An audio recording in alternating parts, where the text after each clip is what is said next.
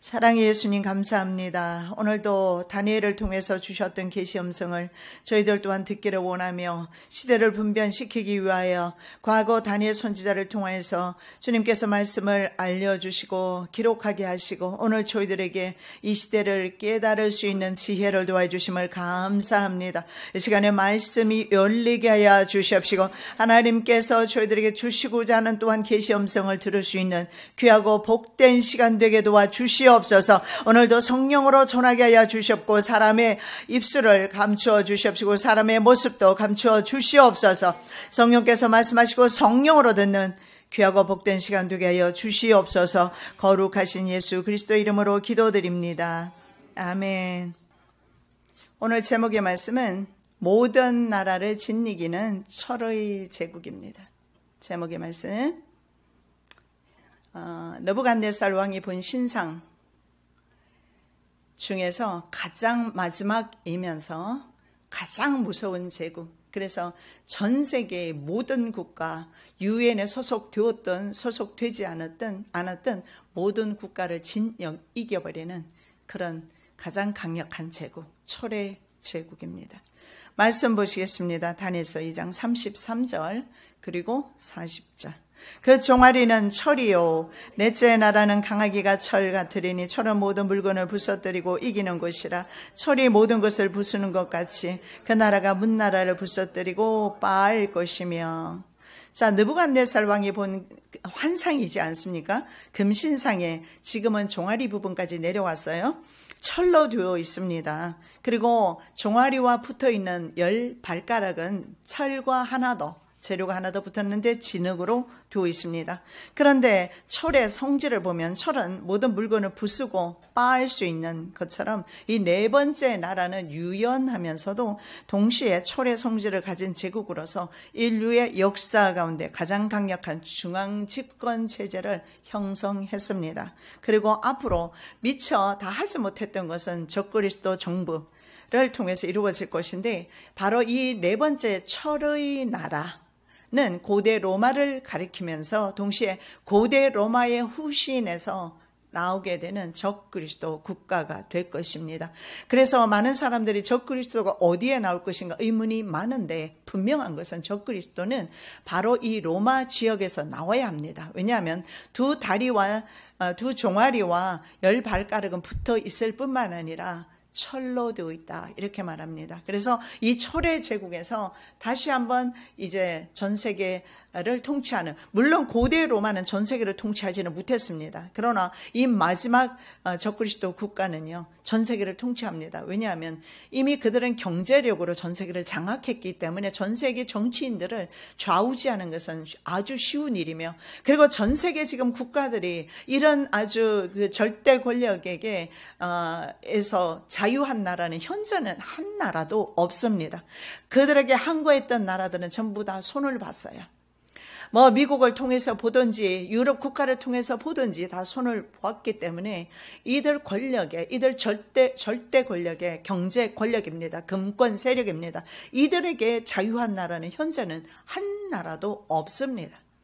그러면 이들이 이제 앞으로 다스리게 되는 것은 사람들에게 칩을 삽입해야 마음대로 조종할 수 있지 않습니까? 그래서 칩을 삽입하는데 대신에 그 칩을 신분용 화폐와 신분용을 겸하게 했기 때문에 그것을 받지 않으면 사람은 불편해서 받을 수밖에 없게끔, 그리고 전 세계 종교는 통일을 시킵니다. 바로 이것이 적그리스도 종교가 됩니다. 사탄을 섬기는 사타니즘이 될 것입니다. 그래서 이것이 네 번째 나라가 가장 무서운 나라입니다. 헬라 제국의 상징이 뭐였습니까? 헬라 제국 무엇으로 되어 있었죠?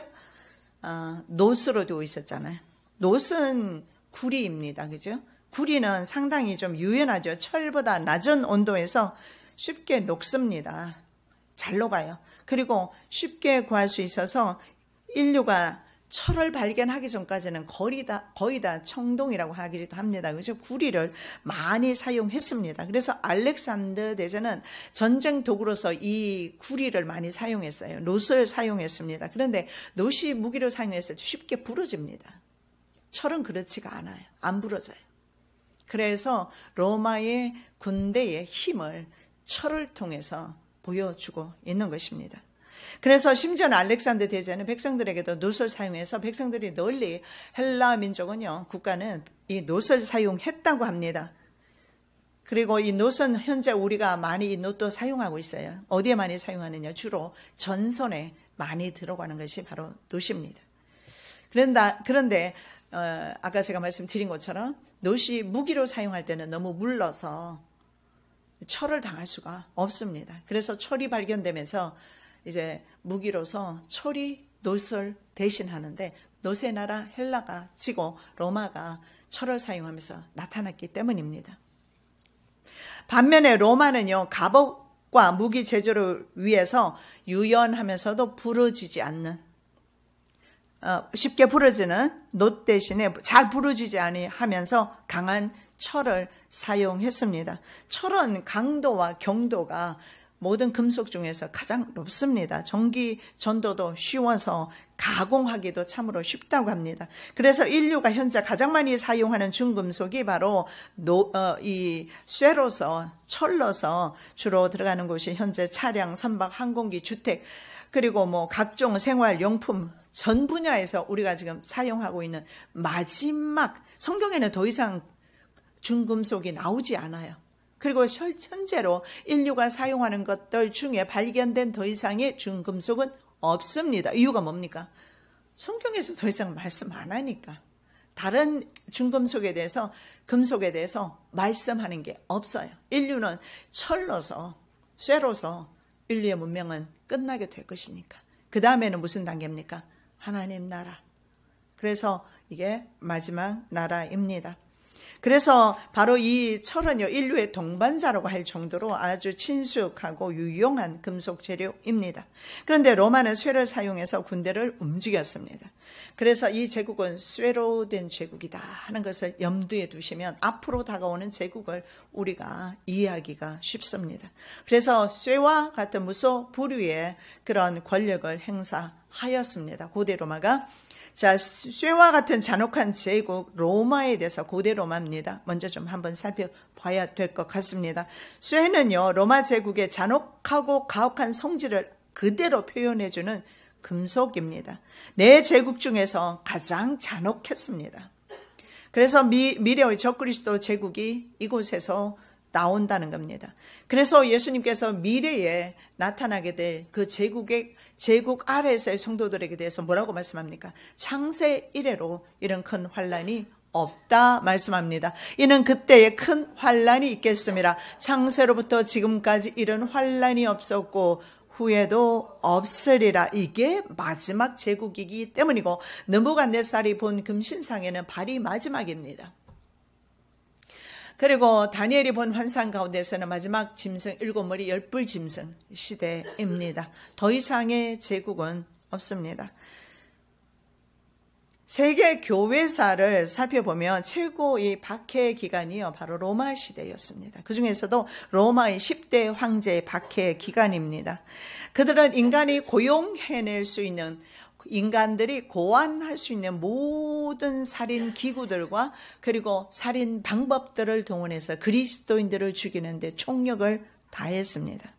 히브리서 13장 11장 33절 이하에, 히브리서 11장 33절 이하에 성도의 환란의 상태가 잘 표현되어 있습니다. 보면 사자, 밥이 되었죠. 불에 태워 죽였죠. 칼날, 전쟁, 가족의 죽음, 악형, 희롱, 채찍, 돌, 톱으로 켰어요. 살아있는 사람을. 양과 염소의 가죽을 입고 유리했습니다. 산중에서. 그리고 궁핍했고 환란을 당했고 학대, 광야 산중과 암혈에 거했습니다. 토굴에 버려진 채 살았습니다. 거의 인간적인 삶을 살지 못하는데 현재 북한에서 일어나고 있는 현실입니다. 그들은 지금 거의 적그리스도 제국의 그 모습을 이미 그들은 체험하고 있고, 그러면서도 그들은 믿음을 지키고 있어요. 우리 북한 동포들을 위해서, 믿음 지하 교회에서 믿음 지키는 동포들을 위해서 우리 정말 기도 많이 해야 합니다. 그 외에도 십자가형이 있었습니다. 예수님과 베드로, 사도 베드로와 같이. 그리고 사륜마차를 이용해서 임산부와 아이를 죽이는 그런 경우도 있었습니다. 자, 예수 그리스도께서 말입니다. 바로 이 쇠 제국 로마 시대에 탄생하셨어요. 아시죠? 그래서 유대와 사마리아에서 사역을 하시다가 로마 총독이었던 빌라도와 그리고 유대에 이런 권력에 빌붙어 있던 유대 제사장, 대제사장이었던 가야바, 그리고 그의 장인이었던 안나스, 로마의 이런 로마와 이스라엘 집권자들에 의해서 예수 그리스도께서 십자가에 달리셨던, 그래서 성경은 이 제국을 철의 나라라고 그렇게 말하고 있습니다. AD 64년입니다. 광기, 이거 완전히 광인이었어요. 네로 황제. 이 네로 황제가 얼마나 어느 정도 미쳤느냐면 로마시에 전체 불을 다 질렀어요. 로마시에 불을 지르고 그것 때문에 그것을 보면서 예술이라고 생각하면서 환희했던 사람이 바로 네로입니다. 그래서 네로가 나중에 암살당할 때 최고의 예술인을 죽인다고 한탄하면서 죽어갔어요. 그래서 그때 말입니다. 거의 로마의 3분의 2가 불타버렸습니다. 그러다 보니까 사람들이 이것은 이 미친 네로의 짓이다 해서 네로에게 모든 원성이 가니까 네로가 어떻게 하느냐 하면 이 모든 죄를 기독교인들에게 뒤집으셨어요. 기독교인들이 불질렀다. 그래서 기독교인들을 잡아가지고 밤마다 불을 붙였어요. 우리 몸에는 기름이 있잖아요. 그래서 불이 붙으면 한참 타게도 있습니다.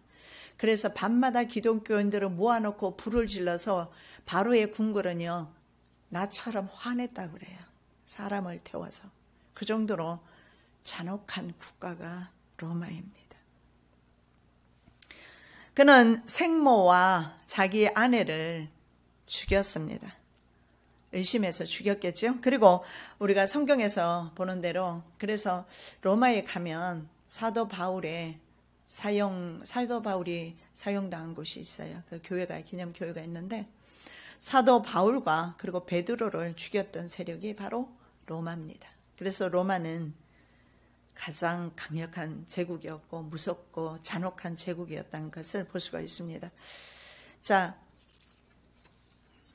도미티안 황제가 있습니다. 이 도미티안 황제는요, 기독교인들 때문에 로마의 모든 신들이 노예했다라는 거예요. 왜냐하면 로마의 신들이 굉장히 많았어요. 그리스에도 가면 신들이 되게 많고 지금도 그 신전들이 다 남아있어요. 그래서 그들의 재산을 압수하거나 아니면 국외로 추방을 시켰습니다. 아니면 반제국주의자로 몰아서 사자들의 밥이 되겠어요. 맹수들과 칼 한 자로 주거나 아니면 주지 않고 결투하게 했습니다. 그리고 검투사들과 결투하게 해서 죽였습니다. 그리고 이때 누가 사역을 또 합니까? 바로 그 유명한, 그래서 우리에게 이 마지막 때 종말에 되어질 일들을 알려준 사도 요한이 바로 로마에 의해서 반모섬에 유배되고, 그리고 사도 요한은 그렇게 극심하게 인간으로서 예수 믿는다는 이유 하나만 가지고 극악한 고통을 당하면서 처참한 그런 상황 속에 있는 바로 기독교 공동체를 위해서 기도하다가 하나님의 계시 음성을 듣고 하나님 보좌를 보고 그것을 글로 기록해서 그들 공동체에게 보내면서 예수 그리스도만을 바라보라고 격려하는 것이 바로 요한계시록입니다. 그래서 요한계시록은 무서운 그런 책이 아니라 오히려 하나님 나라를 소개해주고 예수 그리스도를 보여주는 책입니다. 그래서 요한계시록이나 다니엘은 예수 그리스도를 보지 아니하고 접할 때는 두려움으로 갈 수밖에 없어요. 그래서 이 시대적인 거 종말적인 설교를 들을 때는요, 바로 주님을 만나고 주님의 은혜 가운데서 하나님 나라를 보는 영안이 열린 상태에서 보고 듣고 해야 두려움이 없습니다. 그래서 요한은 그때 그 책을 기록하게 되고, 그래서 요한의 그 서책은 오늘날 저희들에게도 주셔서 우리들에게 교훈을 주시고 미리 대비시켜 주시고 예배하게 하시는 책이 되었습니다. 그래서 요한은 그 책을 먹으라고 말합니다. 하나님께서 먹으라고 했을 때 그 책을 먹었을 때 입에서는 달았지만 여기서 썼습니다. 이걸 적용하고 사는 데는 좀 어려움이 있지만은, 그러나 반드시 이거는 적용해야 되는 부분이고 넘어가야 되는 부분입니다. 내가 두려움을 이기고 나면 그 다음에는 사실은 문제될 게 없어요. 두려움이 있기 때문에 두려움에서 벗어나지 못하기 때문에 더 이상의 그 두려움 너머에 계시는 하나님 나라가 보이지 않는 것입니다. 요한은 그래서 1장에서 천상세계를 그래서 먼저 보는 겁니다. 천상세계에 앉아 계시는 주님을 만나고 나니까 그 영광스러운 주님의 모습을 접하고 나니까 더 이상 두려운 게 없어요. 그리고 부러울 것도 없고 무서울 것도 없고 아무것도 아니다. 세상은 nothing. 스스로 깨닫게 되고부터 이스라엘 공동체에게 그 말씀을 전하고 있고 오늘 저와 여러분에게 증가하고 있습니다. 콜로세움이라는 원형 경기장이 있습니다. 그 원형 경기장은요, 사실은요, 사람을 사냥하는 곳이 바로 콜로세움입니다. 자, 거기에는 서로 검투사들이 말입니다. 주로 종들이겠죠. 죽을 때까지 싸워야 돼요. 하나는 죽여야 돼요. 그러면 그 사람이 승리했더라도 다음엔 또 다른 사람과 싸워야 합니다. 그래서 자기가 강하지 않으면 결국은 중간에서 언젠가는 죽게 됩니다. 그래서 이것은 거의 살인 경기 아닙니까? 이런 살인 경기와 맹수로 하여금 인간을 사냥하게 만들어요. 추격해서 잡아서 물어뜯게 만드는. 그리고 로마인들은 그것을 구경하면서 막 그냥 환성을 지릅니다. 로마인들의 그 광기를 볼 수가 있습니다. 그래서 성경에서 가장 잔혹한 국가로 표현하고 있습니다. 플라비아누스 왕조가 있습니다. 이 플라비아누스 왕조는요, 주후 69년부터 98년 사이인데 베스파시안 황제, 그리고 티투스 황제, 도미티아누스 황제, 그 세 황제 가문입니다. 그래서 이 플라비아누스라고 하는데 이들의 상징물이 바로 콜로세움입니다. 왜냐하면 이 왕조의 첫 번째 왕이었던 베스파시안이 이것을 지었기 때문입니다. 네로가 암살을 당하면서 그 뒤에 세 명의 황제가 오토, 갈바, 비텔리우스라는 세 명의 황제가 옹립이 되지만 계속 암살을 당해요. 그리고 나서 베스파시안이 황제가 됩니다. 그러면서 그는 이제 두 가지를 해야 했습니다. 철권으로 국민들을 다스려야 하고 또 하나는 황제의 자비를 좀 보여야 했습니다. 그래서 콜로세움을 짓기 시작해서 사람들의 마음을 거기에서 풀게 만들었어요. 다 함께 이제 거의 잔인하게 그런 경기를 보게 함으로써 함께 그들에게 로마 시민들에게 재미를 주었던 것입니다. 그래서 그가 이제 베스파시안 황제가 짓기 시작을 했는데요. 그런데요, 성경에서는 이 베스파시안 황제에 대해서 말씀하고 있어요. 베스파시안 루스라고 하기도 하는데 다니엘서 9장 27절에 보면 한 왕으로 나와 있어요. 베스파시안은 황제에 등극한 해, 그 해가 바로 기원 후 AD 70년입니다. 여러분 70년 하면 생각나는 거 있죠? 이스라엘이 멸망하던 해입니다. 베스파시안이 집권하면서 멸망을 당했는데 그 말씀이 성경에 나와 있죠. 다니엘서 9장 26절 62일 후에 기름 부음을 받은 자가 끊어져 없어질 것이며 장차 한 왕의 백성이 와서 그 성읍과 성소를 회파하려니와 그의 종말은 홍수의 엄몰됨 같을 것이며 또 끝까지 전쟁이 있으리니 황폐할 것이 작정되었느니라. 여기 보십시오. 69일회가 지난 후입니다. 69일회가 지난 후에 장차 한 왕의 62일회가 지난 후에 장차 한 왕의 백성이 올 것이다. 이 한 왕이 베스파시안입니다. 왕의 백성은 부하를 가리키는데 그의 아들인 티투스, 성경에는 이 사람을 우리는 주로 디도 장군이라고 부릅니다. 원래 이름은 티투스입니다. 티투스가 나중에 황제가 되죠. 아버지의 뒤를 이어서 그가 와서 바로 성읍과 예루살렘 성읍과 성소, 예루살렘 성전을 파괴합니다. 정말의 홍수의 엄몰됨과 완전히 홍수가 지나간 것처럼 그렇게 되는데 이유가 뭐냐면 그 속에 그 제사장들이 헌금들을 모아가지고 부정 축제를 했습니다. 그래가지고 예루살렘 그 성전 바닥에다 다 묻어놨어요. 그래서 예수님께서 이걸 예언을 했습니다.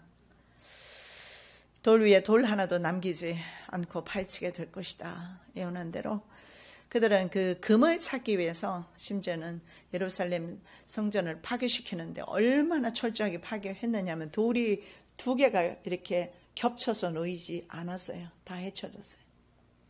홍수가 지나간 것처럼 완전히 파괴되었어요. 사람들은 이렇게 생각할 겁니다. 하나님은 죽었나? 그게 바로 하나님의 살아계신 증거입니다.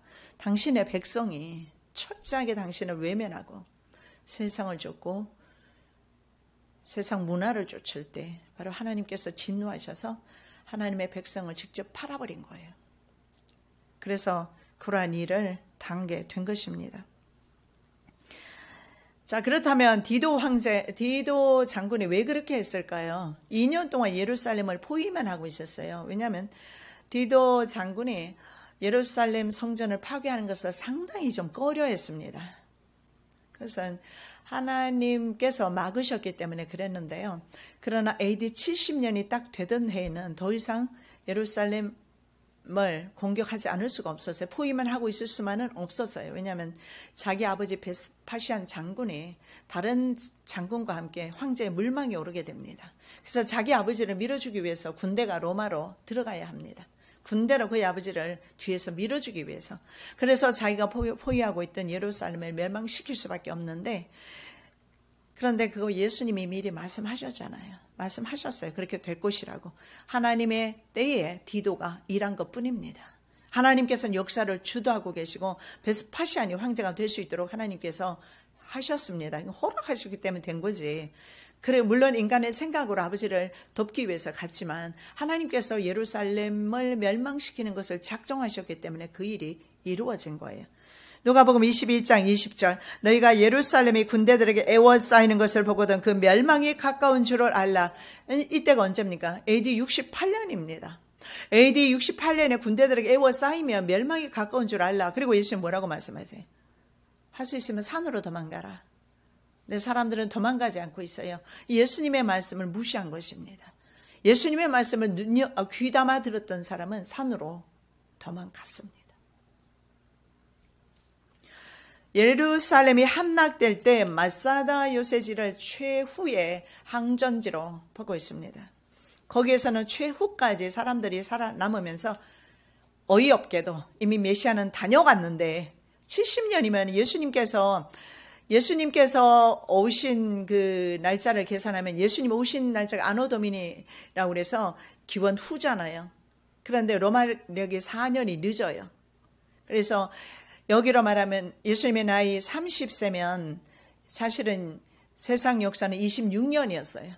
왜냐하면 늦게 기록을 했으니까. 그리고 33세에 돌아가셨다면 거의 한 AD 30년에 예수님이 30년 전에 예언하셨고 AD 70년에 예루살렘이 함락이 됩니다. 그럼 정확히 몇 년입니까? 40년 전에 예수님께서 예언하셨어요. 함락될 것이다. 그래서 예수님께서 항상 있잖아요. 선지자들을 통해서 말씀하지 아니하고서는 하나님께서 이를 행하시는 법이 없다고 말씀합니다. 예수님께서 친히 말씀하시기를 에워싸이거든 AD 68년 되거든. 예루살렘의 멸망이 가까이 온 줄 알라. 마사다 요새지에서 사람들은 이렇게 포위된 상태에서 이렇게 말합니다. 로마의 노예가 되기보다는 스스로 죽음을 택하자. 로마인들의 손에 죽는 수치보다는 스스로 죽자며 자신의 아내와 아들들을 모두 죽입니다. 그리고 남자들은 10명씩 모여요. 마지막에 10명 중에서 1명을 뽑아요. 그 1명의 나머지 9명을 다 죽입니다. 이제 10명씩 도 있을 거 아니에요. 그리고 마지막에 1명씩 남은 사람이 있잖아요. 거기서 또 심지 뽑아서 다 죽을 때까지 다 죽여요. 그리고 죽은 시체들을 전부 나란히 이렇게 다 모아놓고 최후에 자기도 거기서 자기도 찔러서 죽고 맙니다. 그게 마사다 요새지. 지금 관광지로 지금 되고 있는데요. 예수님의 말씀을 정말 좀 들었으면 좋겠어요. 그때뿐만 아니라 앞으로 이 환난 시대에 사는 성도들도 제발 예수님이 하시는 말씀을 들었으면 좋겠습니다. 마태복음 24장 1절입니다. 대답하여 가라사대 너희가 이 모든 것을 보지 못하느냐. 내가 진실로 너희에게 이르노니 돌 하나도 돌 위에 남지 않고 다 무너뜨리우리라. 예수 그리스도께서 직접 말씀하신 대로 너희 눈으로 지금 보고 있지 않느냐. 여러분, 이 성경에서 말씀하시는 그 하나님의 말씀, 기록된 말씀을 믿지 못한다면 그날이 와서야 보게 될 것입니다. 그러나 내가 믿고, 그 사실을 믿고 우리가 성령으로 준비하고 지혜로운 청지기가 되어서 하나님께 충성하면서 이 마지막 때를 믿음으로 준비한다면 우리는 그때가 되면 준비하지 아니함으로 인해서 문이 닫히고 들어오지 못한 그런 어리석은 다섯 처녀와 같이 되지는 않을 것입니다. 그리고 심지어는 다른 곳에서는요, 마사다 요새지에서도 뭐 그래 했다라고 하는데요, 인육을 먹으면서까지, 심지어는 자기의 자녀들의 다리를 뜯어먹으면서까지 그들은 생존을 꾀했지만 예수님의 선포대로 예루살렘은 철저하게 멸망당합니다. 그래서 오늘날에 지금 여러분 그 예루살렘이 저렇게 무거운 돌이 되어서 전 세계가 들 수 없는 무거운 돌이 된 이유가 무엇입니까? AD 70년에 이스라엘 백성이 멸망하고 전 세계에 디아스포라가 되어서 모세의 예언대로 전 세계에 흩어지게 될 것이다. 예언대로 그들은 전 세계에 흩어지고 그 땅에는 이방 민족이 들어와서 살게 되었고, 그리고 갑자기 연합군의 지원을 받은 이스라엘이 로스차일드죠. 어떻게 말하면 엄밀하게 재정 지원을 로스차일드 가문이 했습니다. 프리메이슨이잖아요.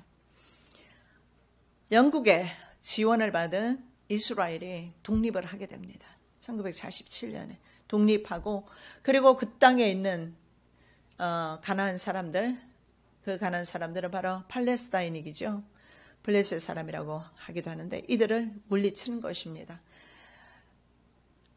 그리고 특히 제3차 중동전에서는 현재에 있는 가자지구라든가 아니면 북쪽에 있는 골란고원이라든가 이런 것들, 원래는 거기에 시리아 백성들이 살고 있었는데 그걸 장악하면서 다 쫓아냈습니다.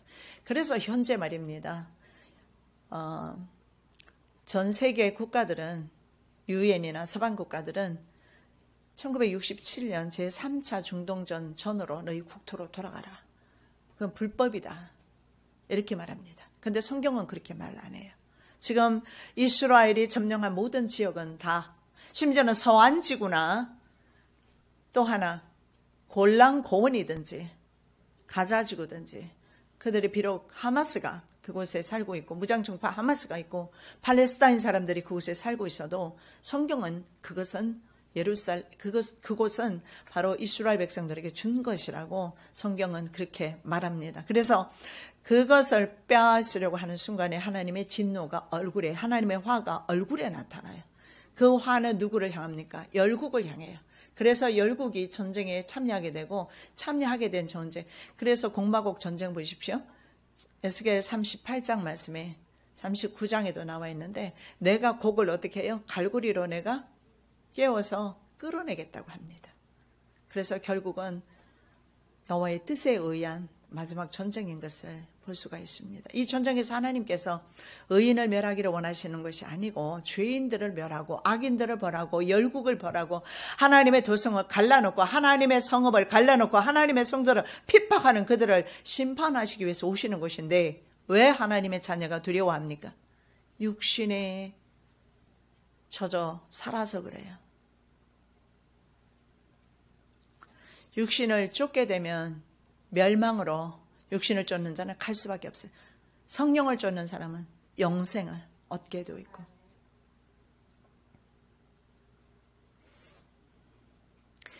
그래서 이들은요, 인육을 먹으면서 메시아의 도래를 기다렸지만 메시아는 오지 않았고, 지금도 유대인들은 메시아를 기다리고 있어요. 이슬람 종교 가진 사람들, 아랍인들도 메시아를 기다리고 있어요. 그들이 기다리는 메시아는 이맘. 그 여기 기다리는 메시아는요, 예수는 아닙니다. 유대인들이 기다리는 메시아는 예수가 아니고 하나님의 아들을 기다리고 있어요. 그래서 유대인들이 주께로 돌아오기를 기도해야 되고 돌아옵니다. 왜냐하면 성경에 마지막 때 돌아온다고 했기 때문에. 그래서 뭐 회복이라는 영화, 김종철 감독입니까? 그분의 회복이라는 영화나 이런 걸 보면 많은 유대인들이나 심지어는 팔레스타인 사람들까지도 이슬람 국가의 사람들까지도 돌아오는 것을 보게 됩니다. 이들이 돌아온다는 것은 예수님 오실 때가 임박하다는 것을 증명합니다. 그래서 돌아옵니다. 그들은요, 메시아를 기다리다가 2000년 동안 유대인들은 전 세계 모든 민족에게로 흩어졌습니다. 이것이 바로 모세의 예언 가운데 나와 있는데 한번 좀 이따 보고요. 먼저 마태복음 24장 9절 말씀을 먼저 보도록 하겠습니다. 이들은요, 전 세계 흩어지면서 누구에게 미움을 받았느냐? 기독교 국가들에게 미움을 받았어요. 왜냐하면 예수 그리스도를 십자가 못 박은 죄로. 그들이 뭐라고 말합니까? 빌라도가 손을 씻으면서 나는 죄 없다. 그러니까 우리와 우리의 후손에게로 그 죄를 돌려라. 말한 대로 돼버렸어요.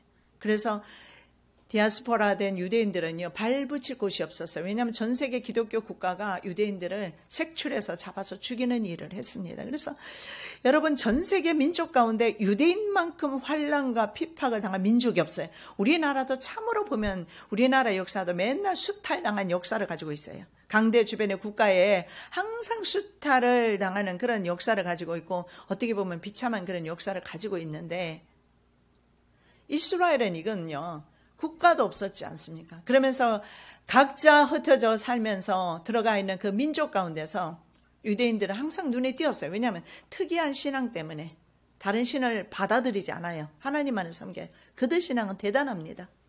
그리고 음식도 구별됩니다. 그래서 유대인들은 바로 얼굴만 봐도 구별이 돼요. 그런데 그들의 모든 삶이 유대인이라는 걸 드러냅니다. 그래서 심지어는 마긴 그 데이비드라고 해서 다윗의 별이라고 합니다. 유대인들은 그것을 붙이고 살아야 했습니다. 중세시대에. 히틀러 때도 마찬가지고 600만 명을 한꺼번에 살해한 걸 해서 히틀러가 유명한 것이지, 사실은요, 전 세계의 기독교인들, 아니 유대인들은 엄청나게 많이 죽었어요. 그보다 훨씬 많은 숫자가 죽었어요. 그런데 그들은 그 말긴 데이빗이라는 그 표를 붙이고 살아야 됐고, 그리고 게토라는 곳에서 정말 짐승처럼 살아야 했으며, 출입을 할 때는 허가증을 받아야 하고, 그리고 만일에 국가에서 무슨 일이 있으면 중세 유럽에 흑사병이 돌았어요. 그랬을 때 그 흑사병으로 말미암아 유럽의 절반이 죽었어요. 사람이 얼마나 많이 죽었어요. 그때 유대인들의 짓이라, 유대인들이 수원에다가 독을 타서 그렇다 그래가지고 유대인들을 죽이기 시작했는데요, 엄청나게 살해했는데, 누가 살해했어요?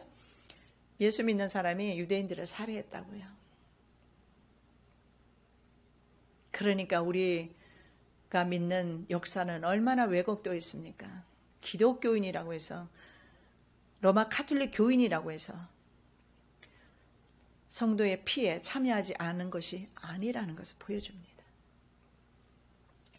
그런데 예수님께서 말씀하시잖아요. 그때 사람들이 너희를 환난에 넘겨주겠으며 그 다음에 너희를 죽이리니 너희가 내 이름을 위하여 모든 민족에게 미움을 받으리라. 예수님 때문에 미움을 받습니다. 예수 이름 때문에 미움을 받습니다. 예수를 믿어도 미움을 받고, 예수님을 핍박했기 때문에도 미움을 받고, 유대인들은. 그래서 현재 유대 개종 크리스찬들을 메시아닉 주라고 합니다. 제가 미국에서 만났던 사람들이 바로 메시아닉 주 유대인들이에요. 정통 유대인들은요, 개종하지 않은 유대인들은 기독교 교리를 받아들이지 않습니다. 그럼 성경에 무엇을 믿느냐? 모세오경 외에는 인정하지 않아요. 다른 것. 특히 복음서가 더 인정할 리가 없지 않습니까? 그래서 유대인들은요, 기독교인들에게도 미움받고 이슬람 종교 가진 사람들에게도 미움받고 다 미움을 받게 됩니다. 이유가 예수님을 십자가에 못 박았고 영접하지 않았고,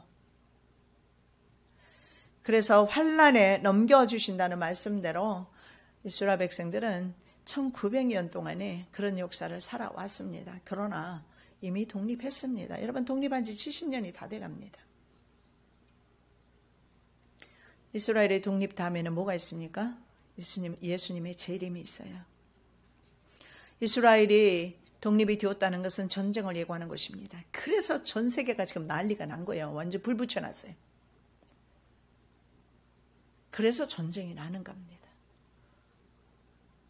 여섯째 나팔의 전쟁이 나고 적그리스도가 나타나고 전쟁이 나고 그 다음에, 왜냐하면 적그리스도가 나타나기 전에는 예수님이 안 오시잖아요. 그래서 계시록 6장에 보면 흰 말이 나옵니다. 적그리스도가 나타나죠. 붉은 말이 나오죠. 전쟁이 오죠. 그리고 그 다음에 기근이 옵니다. 검은 말. 그리고 청황색 말은 죽음이 옵니다. 그리고 일곱 번째 나팔에, 마지막 나팔에 주님께서 어쨌든 마지막 나팔이 일곱 번째가 마지막이든 뭐 더 있든 간에 여섯째 나팔에 전쟁이 납니다. 그러나 그 전까지는 주님은 오시지 않고요. 그런 후에 그 다음에 예수께서 재림하십니다. 마지막 나팔에 주님께서 재림하십니다. 자, 유대인들의 전 세계 디아스포라 된 것은요, 아까 제가 말씀드리려고 했던 모세가 예언했던 것대로 같습니다. 모세의 예언은 적중했습니다마는, 그러나 이스라엘 사람들은 모세의 예언을 굳이 따를 필요는 없었던 겁니다. 모세가 말씀할 때는요, 너희들이 지키지 않았을 때는 그렇게 될 것이라는 거예요. 그게 바로 어디에 나와 있는 겁니까? 신명기 28장이잖아요. 14절까지 뭐라고 말씀을 합니까? 여호와의 명령과 규례를 지켜 살면 엄청난 하나님께서 인앤아웃에 복을 주시겠다고 하시고, 15절부터 마지막 장대한 말씀은 저주의 말씀이 있는데 이스라엘 백성들은 그 저주의 길을 선택한 것입니다. 그 전에 모세는 어떻게 합니까? 이스라엘 백성들을 불러서 그리심산과 에발산에 세웁니다. 그리고 이렇게 말하죠. 이곳은 축복의 산이다. 에발산은 저주의 산이다. 이 산에는 서면 절대 안 된다. 도대체 어린아이도 아니고 장성한 사람들에게 시청과 교육까지 시켜주면서 에발산을 쳐다봐라. 너희들에게 재앙이 오느냐, 너희들에게 문제가 생기느냐, 너희들에게 어려움이 있느냐, 에발산에 서 있다는 것을 기억해라. 그러면 간단해요. 어디로 가면 돼요? 그리심산으로 옮겨가기만 하면 됩니다. 그러나 역사는, 그러나 인류는 항상 그래왔듯이 그리심산을 택하지 않고 저주의 산 에발산을 택해버립니다. 그것이 바로 신명기 18장 15절 이하에 다 나와 있는 내용이지만 특별히 63장 3절 64절입니다. 이왕에 여호와께서 너희에게 선을 행하시고 너희로 번성케 하시기를 기뻐하시던 것 같이 너희는 여호와께서 너희를 망하게 하시며 멸하시기를 기뻐하시리니 너희가 들어가 얻는 땅에서 뽑힐 것이요 여호와께서 너를 땅 이 끝에서 저 끝까지 만민 중에 흩으시리니 내가 그곳에서 너와 네 열조에 알지 못하던 목석 우상을 섬길 것이라. 하나님께서 번성케 했던 것처럼 똑같은 방법으로 내가 너희를 뽑아버릴 것이다. 그리고 하나님께서 세상 끝 이쪽부터 끝 저쪽까지 내가 흩으리라. 나는 그래서 유럽에서만 전에 생각할 때 디아스포라 유대인들이 사는 줄 알았는데 심지어는 아시아까지 다 와서 살았어요. 그래서 하나님의 말씀은, 예언의 모세의 말씀은 그대로 성취되어서 이 끝에서 저 끝까지 간 것을 보게 됩니다. 이스라엘은 좋은 쪽을 선택하지 않고 축복의 길을 선택하지 않고 저주의 길, 나쁜 것을 선택했습니다. 우리가 오늘은 여기까지 우리가 다 하지는 못할 것 같고요. 여기까지 하도록 하겠습니다. 자, 두 번째 시간입니다. 두 번째 시간으로 두 종아리에 해당되는 제국입니다. 성경에는 두 종아리라고 말씀하고 있어요. 느부갓네살 왕이 꿈을 꾸지 않습니까? 금신상에 대한 꿈을 꾸죠. 사람의 모습, 금신상이라고 하느냐면 머리가 금이기 때문에 금신상이라고 합니다. 어쨌든 한 신상에 대한 꿈을 꾸는데 지금은 다리 부분까지 내려왔습니다. 이 다리 부분은 바로 고대 로마를 가리키는데, 근데 이 다리가 말입니다. 우리의 다리가 몇 개입니까? 2개잖아요. 종아리가 2개죠. 그래서 이 두 종아리에 해당되는 부분이 고대 로마였던 것을 볼 수가 있습니다. 다니엘은 이 마지막 때 이 신상, 마지막 때 나타나게 될 제국과 함께 고대 제국들을 말씀을 하면서 큰 천리, 쇠로 된 이빨입니다. 그리고 쇠로 된 발톱을 가지고 있다고 그렇게 말씀합니다. 우리가 말씀 다시 보겠습니다. 내가 밤 이상 가운데 그 다음에 본 넷째 짐승은 무섭고 놀라우며 또 극히 강하며 또 큰 천리가 있어서 먹고 부서뜨리고 그 나머지를 발로 밟았으며 이 짐승은 전의 모든 짐승과 다르고 또 10뿔이 있으므로 이에 내가 넷째 짐승에 관하여 확실히 알고자 하였으니 곧 그것은 모든 짐승과 달라서 심히 무섭더라. 그 이는 쇠요 그 발톱은 노시니 먹고 부수뜨리고 나머지는 발로 밟았으며. 이 다니엘은 계속해서 이 마지막 제국에 대해서 강력하게 증가하고 있습니다.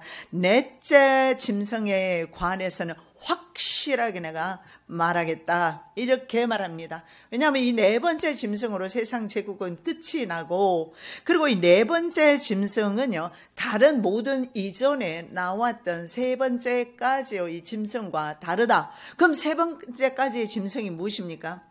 사자와 곰과 그리고 또 표범, 그리고 마지막 네 번째는 7머리 10뿔 짐승. 갑자기 금신상에서 짐승으로 넘어가니까 헷갈리죠, 그죠? 금신상에서 말하는 제국과 그리고 다니엘서 7장에서 말하는 네 짐승과 같습니다. 자, 보십시오. 금머리이지 않습니까? 이건 느부갓네살 왕이 본 환상입니다. 신상에 관한 거죠. 그리고 7장에 가면 다니엘이 꿈을 꾸는데 네 짐승에 대해서, 요한도 네 짐승에 대해서 말씀하고 있습니다. 그런데 머리가 금이요. 근데 다니엘은 뭐라고 말합니까? 머리가 두 날개 가진 독수리의 두 날개 가진 사자 모양으로 표현하고 있어요. 그리고 두 번째 느부갓네살은 뭐라고 말합니까? 여기를 은으로 되어 있는 나라라고 말합니다. 그죠? 이 은으로 되어 있는 나라가 바로 두 번째 다니엘이 7장에서 본 그 짐승이 됩니다. 곰입니다. 곰. 그리고 이 곰은요 8장에 가면 양으로 나오죠. 그리고 그 다음에 넘어가면은 우리 이제 이 더 아래 부분으로 넘어가면서 나타나는 것이 뭡니까? 그것이 바로 동입니다. 동인데 이 동은 바로 헬라 제국을 가리키고, 실제로 헬라 제국, 오늘날의 그리스입니다.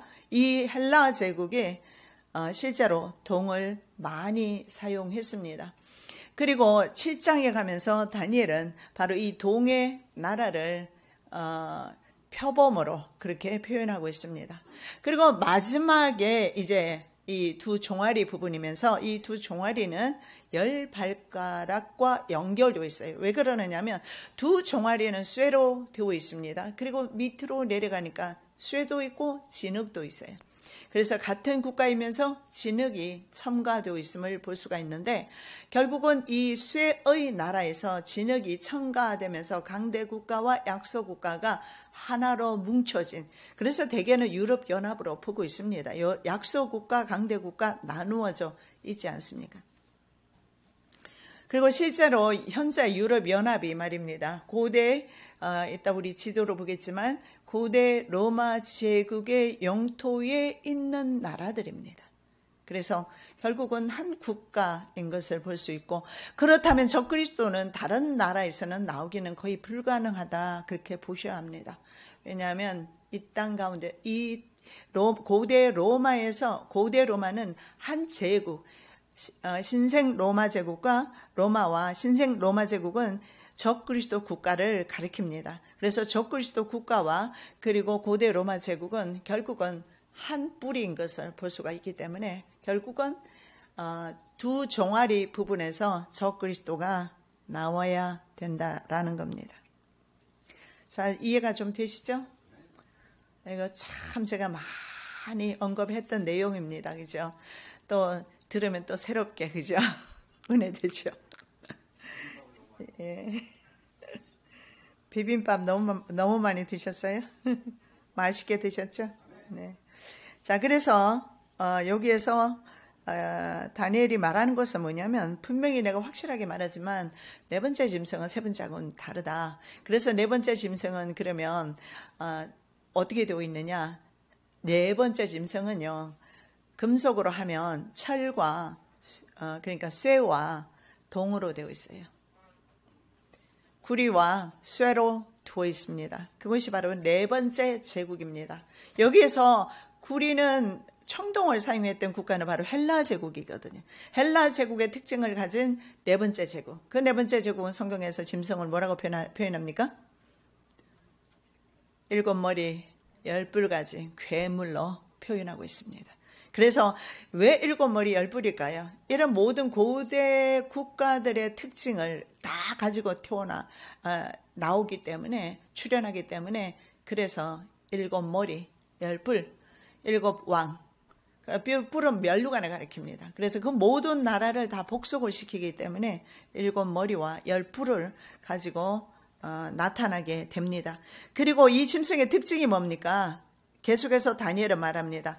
먹고 부서뜨리고 발로 밟아버리고 엄청난 그런 힘을 가지고 나타나는 것을 볼 수가 있습니다. 그것이 바로 고대 로마 제국이었고 얼마나 참혹하게 성도들을 죽였는지 지난주에 우리가 봤습니다.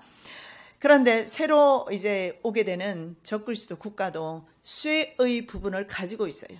그러나 진흙을 함께 가지고 있기 때문에 심한 약점을 가지고 있습니다. 그래서 믿음의 자녀들은 그들은 어떻게 건드릴 수가 없습니다. 왜냐하면 그 다음에 나타나는 나라는 영원한 나라 예수 그리스도의 왕국입니다. 그렇기 때문에 바로 철과 진흙으로 되어 있는 바알의 국가는 그만큼 취약하다는 것을 우리가 염두에 두면 좋을 것 같습니다. 자, 보통 고대 로마의 역사는 기원전으로 갑니다. 여러분, 우리가 역사를 이거 지금 짐승도 나오고 신상을 볼 때 BC 몇 년만 하고 나오잖아요. 그런데요, 사실은 뭐 예를 들어서 바벨론이 딱 망하고 페르시아가 딱 나타나고 그거 아닙니다. 강대 국가로서 면모를 발휘하다가 그 다음에 다른 나라에게 그것을 넘겨주는 겁니다. 그랬을 때 실제로 그러면 고대 로마의 역사를 살펴보면 이미 그 전에 벌써 헬라가 통치하고 있을 때 로마도 벌써 존재는 하고 있었어요. 국제사회의 두각을 드러내기 시작한 것이 이제 그것을 성경에서 신상과 그리고 내 짐승으로 표현하고 있습니다. 그래서 고대 로마 역사를 살펴보면 지금으로부터 2800년 전에 시작되었습니다. BC 753년부터 그리고 AD 395년.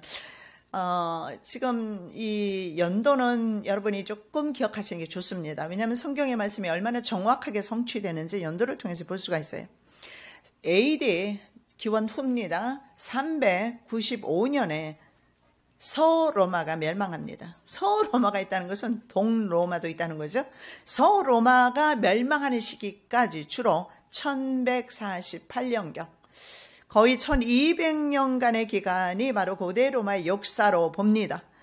라티움 지방의 작은 도시 공동체로 그리스 헬라 국가처럼 시작되었습니다. 고대 로마는. 그런데 400년 만에 말입니다. 전 지중해 세계를 통치하는 대제국을 건설하게 됩니다. 이 대제국으로 나타날 때를 성경에서는 지금 이제 7머리 10뿔 짐승으로 표현하고 있는 것입니다. 그래서 로마가 건국된 시기에 강대국이 있었습니다. 그 강대국가가 바로 신바벨론 제국도 있었고 페르시아 제국 그리고 헬라 제국이 이어서 계속 강대 국가로 국제 무대에 나타나면서 그 힘을 발휘했습니다. 그러는 사이에 로마는 힘을 키우고 있었다고 해도 과언이 아니죠. 한 작은 그림을 보시겠습니다. 한 작은 이태리 반도에서, 자, 여러분 이태리 반도를 한번 보시면 보이세요? 롬이라고 되어 있잖아요. 자, 롬이라고 되어 있습니다. 롬, 현재 로마 지역이죠. 이태리 반도입니다. 여기에서 출발해서 여기가 서유럽, 그리고 동유럽, 현재 여기가 중동 지역입니다. 이 지역까지 모두 다 지배를 하게 됩니다. 누가? 바로 로마 제국이. 그리고 우리가 초대 황제로 보통 아우구스투스를 초대 황제로 생각합니다. 왜냐하면 아우구스투스 때부터 시작해서 로마의 공화정 시대가 시작이 됩니다.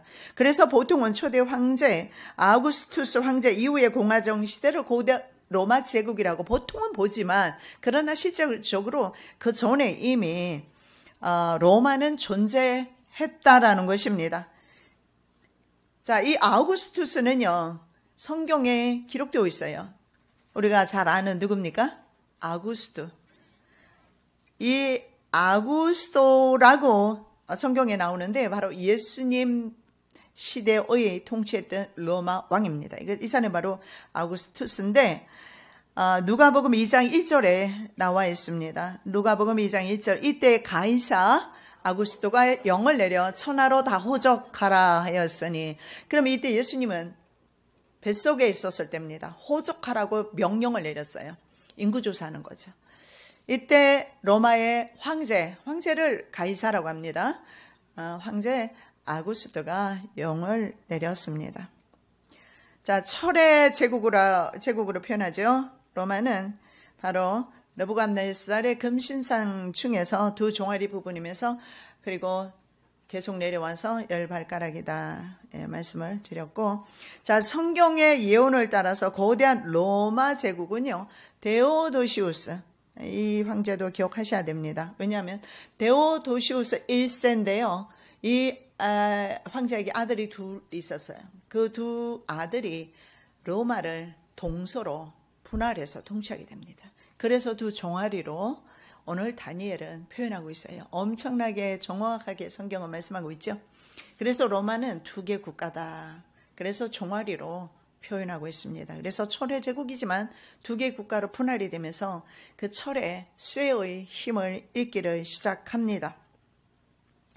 자, 동서로마로 나뉜 뒤에 서로마 제국은 그 뒤로 80년만 존속하게 됩니다. 그래서 AD 476년에 완전하게 멸망을 당합니다. 그렇다면 서로마 제국은 395년에 나뉘어져서 476년, 딱 80년 존속하고 멸망을 합니다. 자, 어디에 멸망을 하느냐면 바로 게르만족, 정확하게는 훈족에 의해서, 중국에서 가게 되는 훈족에 의해서 쫓겨가던 게르만족이 서로마 제국을 멸망을 시킵니다. 자, 두 종아리 국가가 된 것은 바로 395년이라고 했습니다. 그리고 서로마 제국이 멸망당한 것은 주후 476년으로 그렇게 보고 있습니다.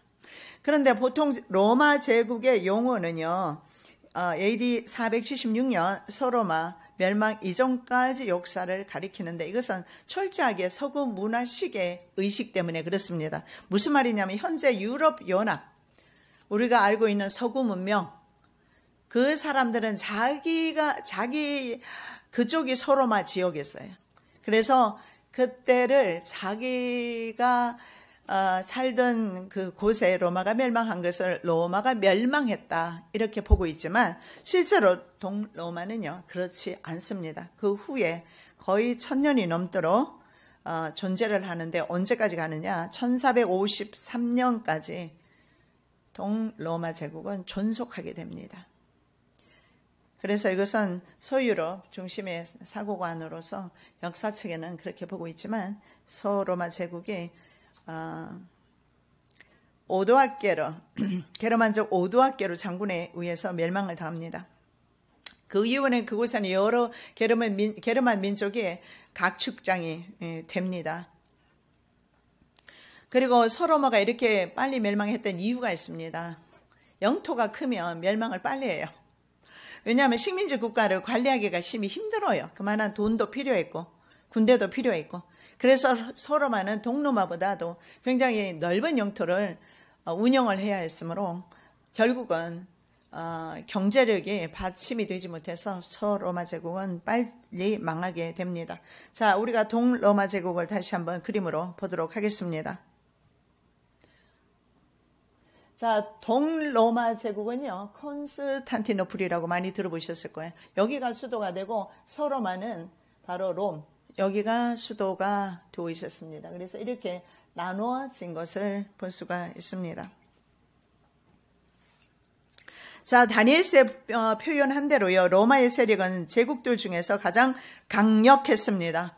그래서 말입니다, 유럽 국가를 거의 다 기독교 문화권으로 우리는 보고 있습니다. 왜냐하면 기독교화 AD 313년에 그렇게 되었기 때문에. 그래서 실제로 이런 유럽의 기독교 문화권에서는요, 로마 황제의 혈통이나 족보 혹은 그 정통성을 인정받지 못한 왕들은 비록 나라의 왕들이라 할지라도 황제의 칭호를 사용할 수가 없습니다. 예를 들어서 근거가 좀 빈약해도 뭐 로마 혈통을 가졌거나 조금이라도 연계가 되어 있으면 그는 황제의 칭호를 사용할 수가 있었는데, 영국 같은 경우는 해가 지지 않는 나라입니다. 아주 강력했던 대영 제국이라고. 그래서 지금도 호주라든가 뉴질랜드, 호주, 그리고 뉴질랜드나 호주에 가면요, 오스트레일리아 가면 영국 그 엘리자베스 여왕의 그 초상화 같은 게 걸려 있고요. 실제로 연방이었습니다. 캐나다도 마찬가지고.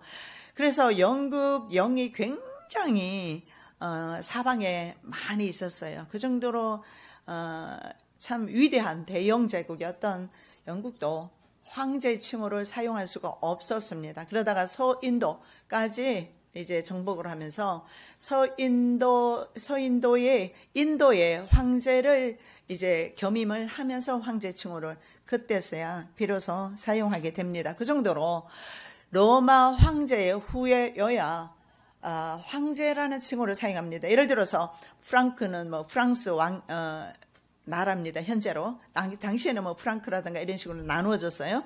그리고 이태리 로마로 나뉘어지고, 그렇게 나중에 나라가 나뉘어졌어요. 그래서 그들에게는 임금이 따로 있었어요. 왕이 있었지만 그들은 황제라는 칭호를 사용 못합니다.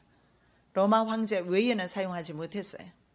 그 정도로 로마라는 나라는요, 역사상에서 전무후무한 나라이면서 가장 강력하면서, 그리고 이 로마의 그 모든 체제는 지금까지도 영향을 주고 있고 하기 때문에 반드시 로마 체제 하에서 적그리스도가 나오게 될 것입니다.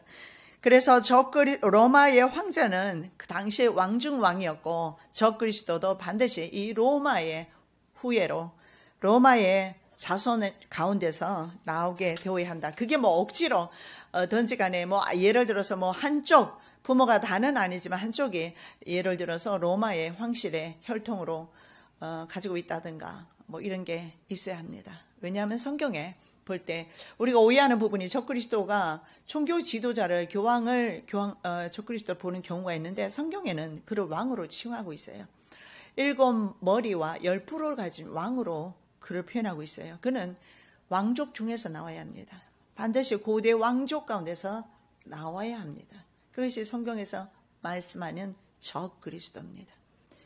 그런데 희한하게 말입니다. 저는 놀란 것이 뭐냐면, 국제금융그룹이라든가 금융 시스템을 보면 그들이 대부분이 영국 왕실이라는 사실과, 심지어는 미국의 대통령까지도 말입니다. 흑인 대통령이었던 누굽니까?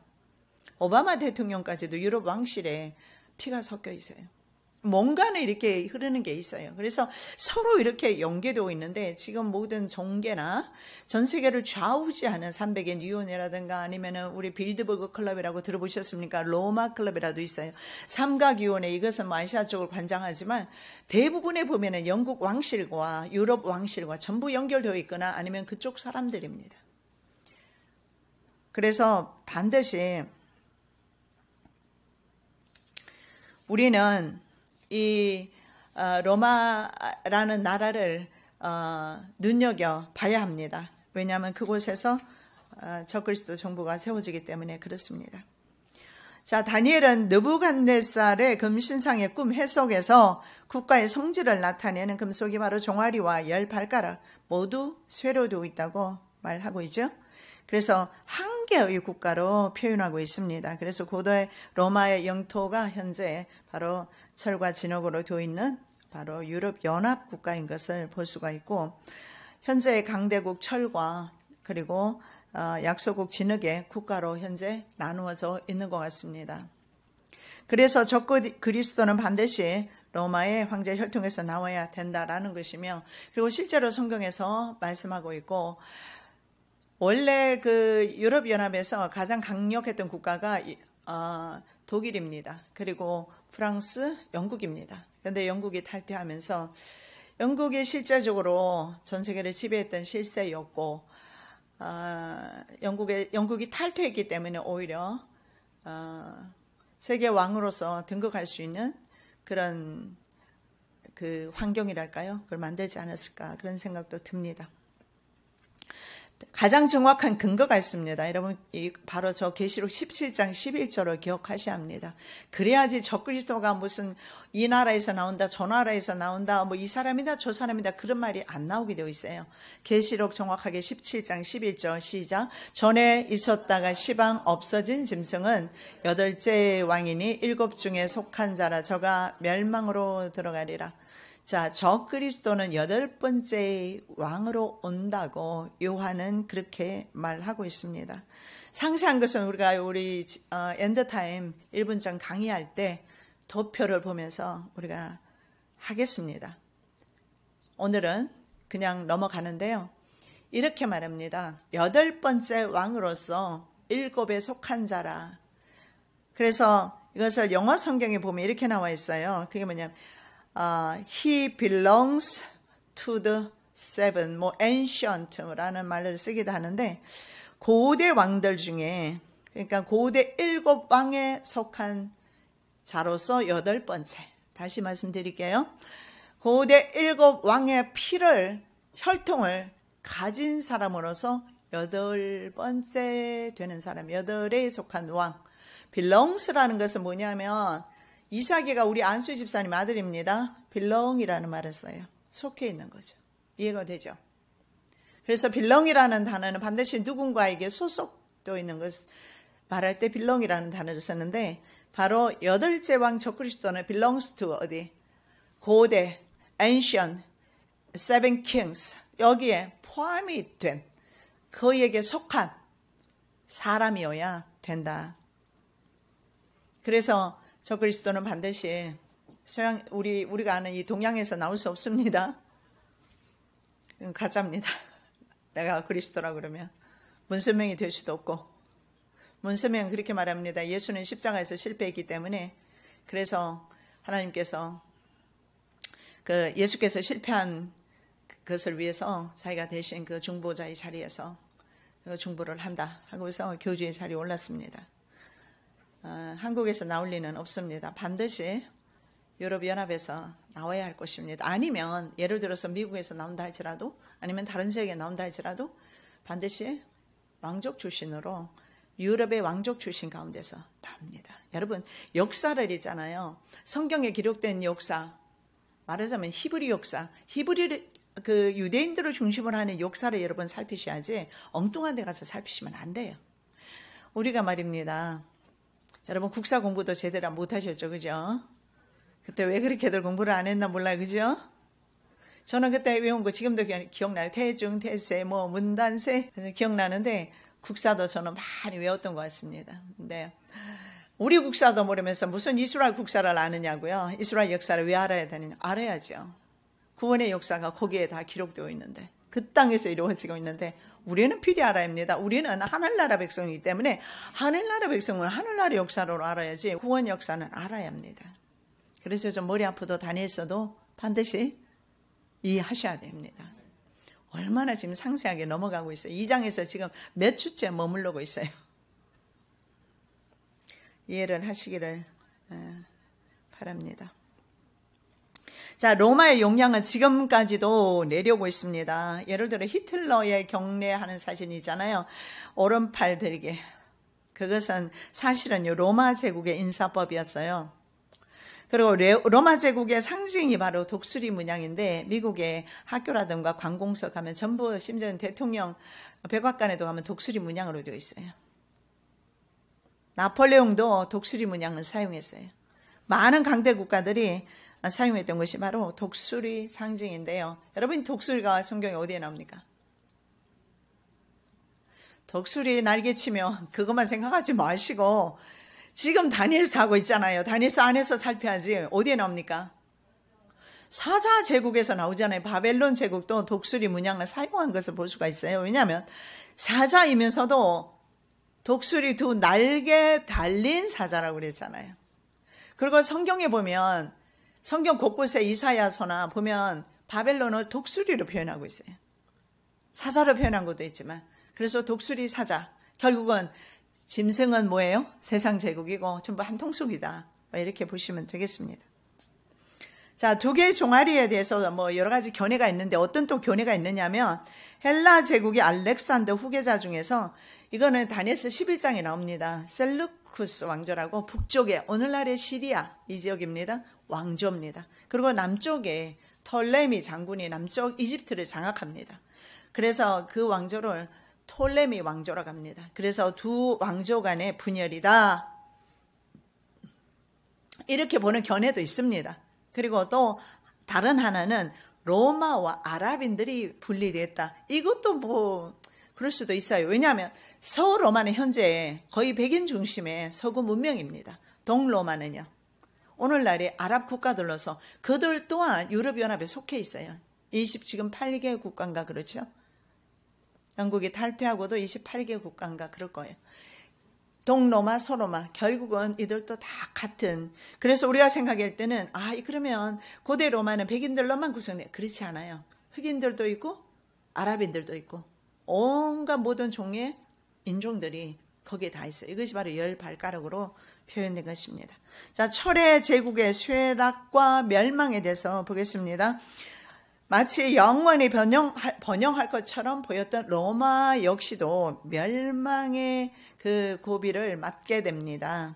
역사의 교훈을 따르면 세상 제국은 영원하지 않다라고 역사에서 우리가 볼 수가 있습니다.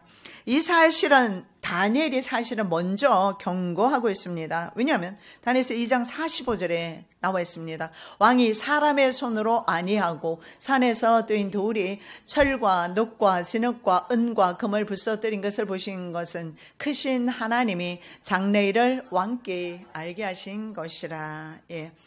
여기에 뜨인 돌이 말입니다. 돌 하나가 날아와서 금신상 전체를 부셨습니다. 이것은 상징적으로 세상 제국 모두를 무너뜨리시겠다, 이 다니엘이 경고하고 있습니다.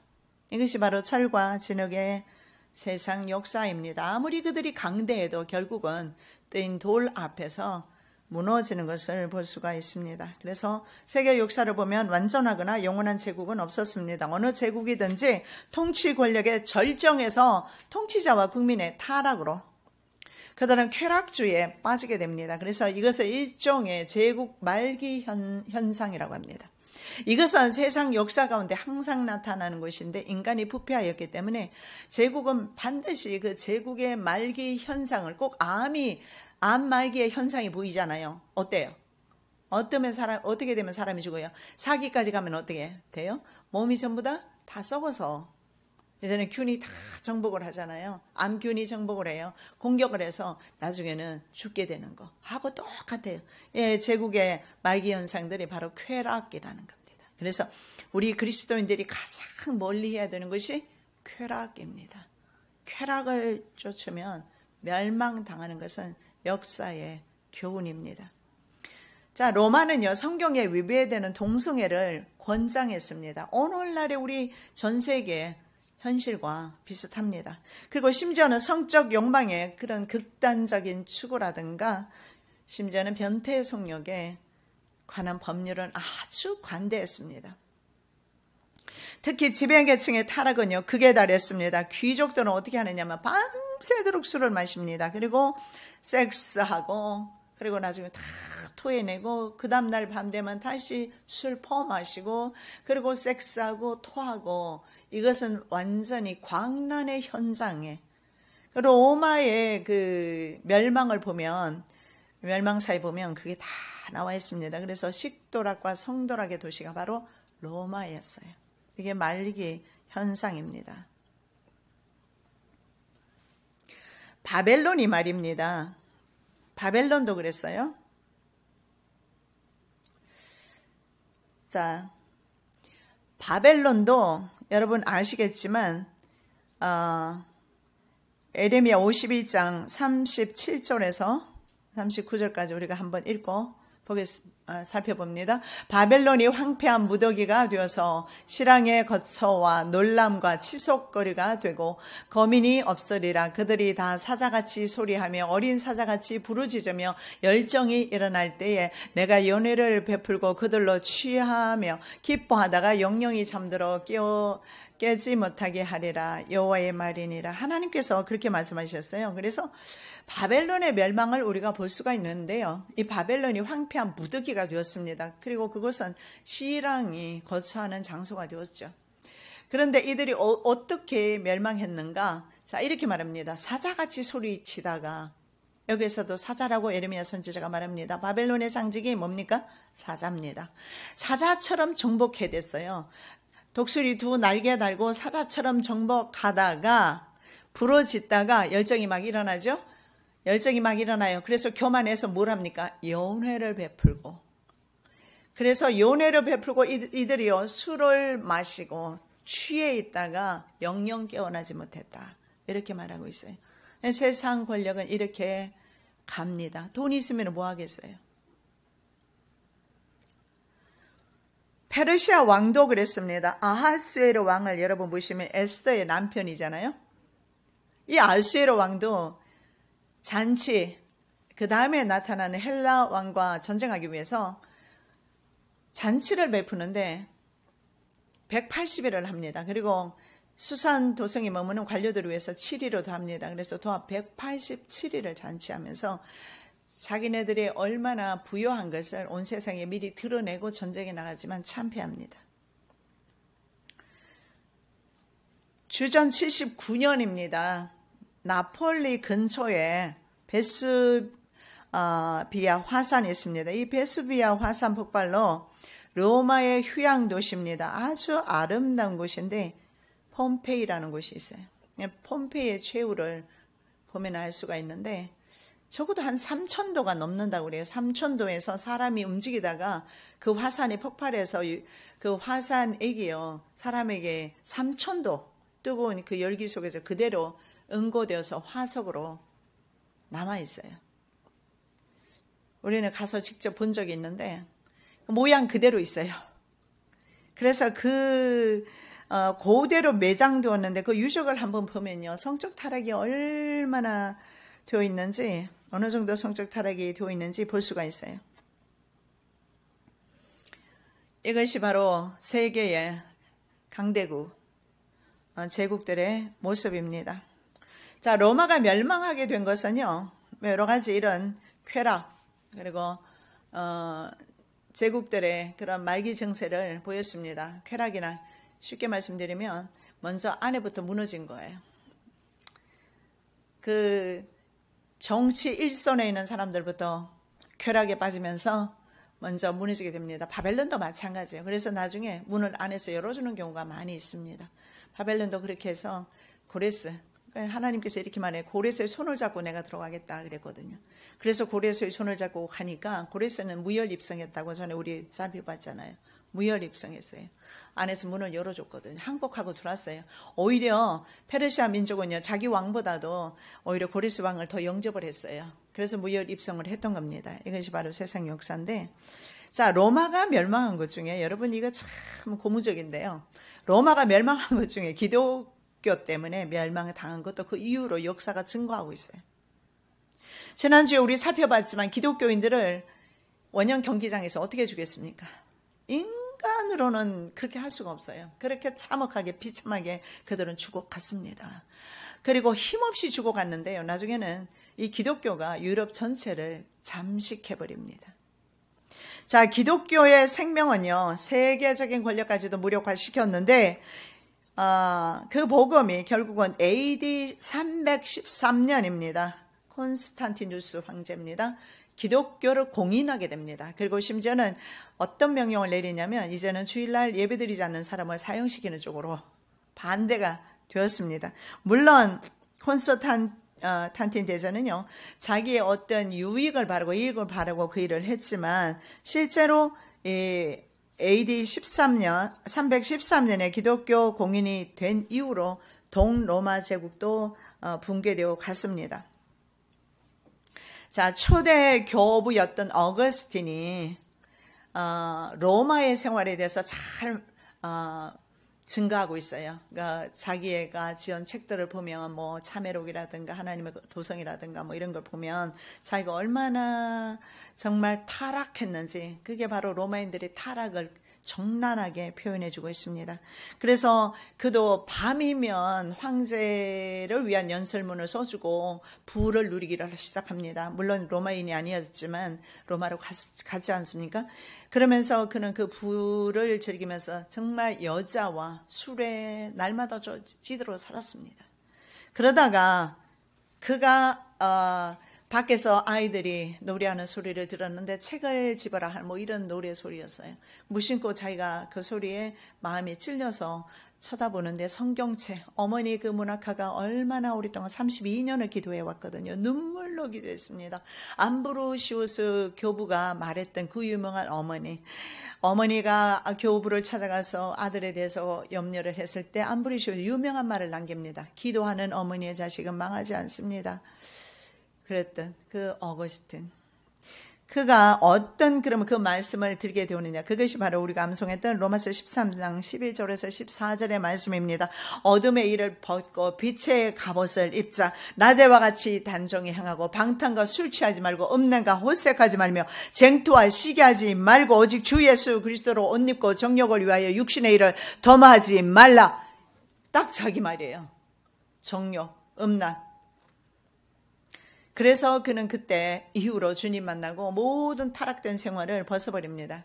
그것이 바로 로마의 그 생활이었어요. 그는 거대한 로마 제국의 영토 안에 여러 민족들이, 잡다한 민족들이 있잖아요. 지금 콘스탄티누스 대제를 말하는 겁니다.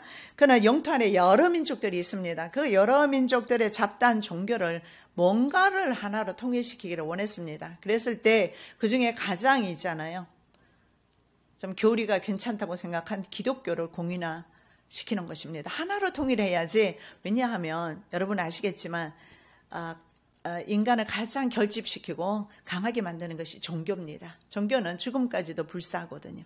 그래서 하나로 통일시켜야 되겠다. 그래서 그 황제는 기독교를 국교로 공인을 하게 됩니다. 자, 그런데 자기의 계획대로 되기는 됐지만, 그러나 로마 제국은 망하게 됩니다. 왜냐하면 로마의 국교가 된 후로 기독교는 정치적인 행정 단위와 비슷한 교구 단위입니다.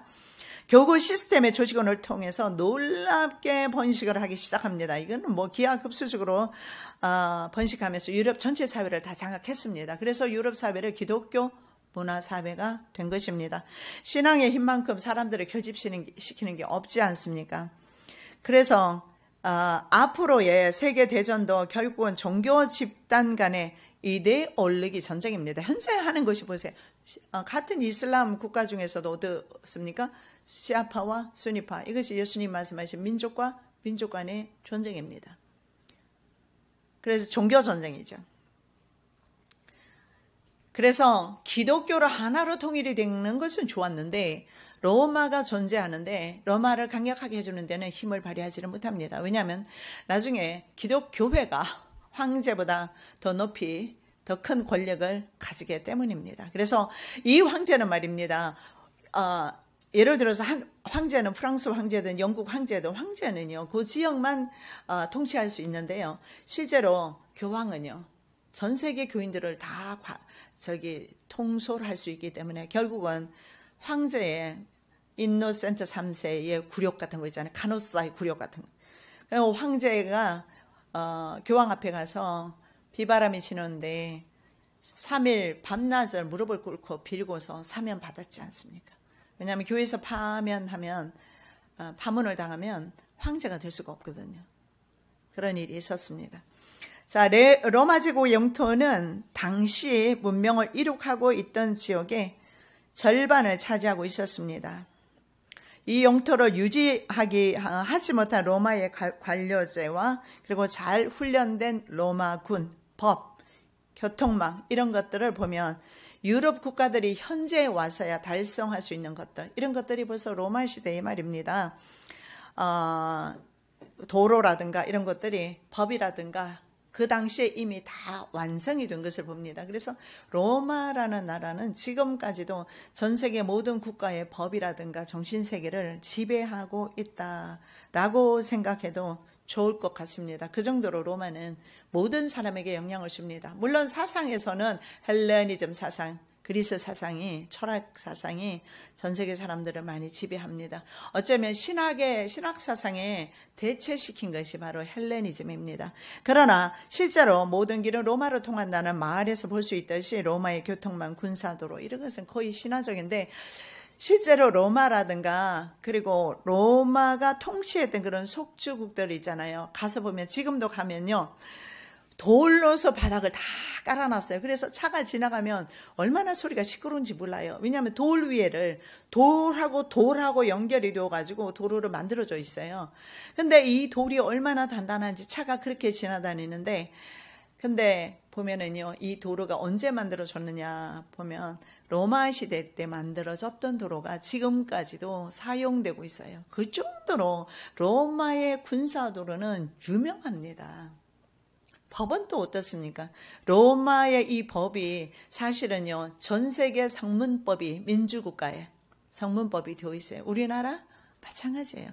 미국 마찬가지예요. 로마법의 영향을 다 받았습니다. 우리나라도 마찬가지고 그래서 그 법에 어떻게 보면 기원이 로마법, 물론 그 전에 바벨론의 함무라비 법도 있습니다만은 그러나 현대 국가들의 법은 거의 다 로마 법에서 온 것을 볼 수가 있습니다. 그리고 실제로 라틴어가 당시에 로마의 언어였습니다. 현재 이 라틴어를 사용하는 국가는 없는 것 같습니다. 실제로 로마 안에서도 사용하지 않는 것 같은데, 근데 이 로마의 언어였던 라틴어는 모든 있잖아요. 그 나라의 언어의 바탕이 되었습니다. 왜냐하면 알파벳 문자로 되어 있는 로마자 있잖아요. 영어라든가 유럽의 언어 모두가 라틴어의 영향을 받아 있습니다. 그리고 학술 용어도 마찬가지예요. 라틴어로 되어 있는 게 많고, 그리고 우리 신학도 마찬가지예요. 제대로 하나님의 말씀을 보려면 라틴어 정도는 할 수 있으면 도움이 많이 됩니다. 그래서 지금도 그 로마 시대의 언어는 생명력을 유지하고 있는 것을 볼 수가 있습니다. 그리고 당시에 또 로마 상업의 활동이 어느 정도까지 왔느냐 하면 중국까지 왔다고 합니다. 그 정도로 굉장히 많은 영향을 미쳤던 로마. 근데 그 로마도 우리가 성경에서 보고 있는 것처럼 멸망을 예고하고 있고 로마는 멸망되었습니다. 그러나 우리가 기다리고 있는 것은 로마는 다시 부활한다는 겁니다. 이 부활하는 로마가 바로 다시 나타나는 철의 제국, 우리가 다음 주에 보겠는데 바로 신생 로마 제국으로서 적그리스도 국가가 될 것입니다. 그래서 우리는 마지막 때 로마 시대에 어쩌면 지금 살고 있고 그래서 로마와 같은 권력이 우리 앞에 나타나는 시대에 우리가 살고 있습니다. 그러나 고대 로마 시대에 여러분 보셨듯이 기독교인들은 로마인들은 절대로 그 생명을 취하지는 못했습니다. 몸은 죽였지만 예수님 말씀하신 대로 영혼까지 지옥에 멸하시는 하나님을 두려워하라. 그 말씀을 우리가 묵상해야 될 것 같습니다. 사랑의 예수님 참으로 감사합니다. 오늘도 다니엘을 통해서 이 시대를 볼 수 있게 도와주심을 감사하고 우리는 어떤 형편이 있든지 오직 주만 바라보면서 걸어갈 수 있기를 원합니다. 저희들에게 성령의 능력과 권세를 덧입혀 주시옵소서. 거룩하신 예수 그리스도 이름으로 기도드립니다. 아멘.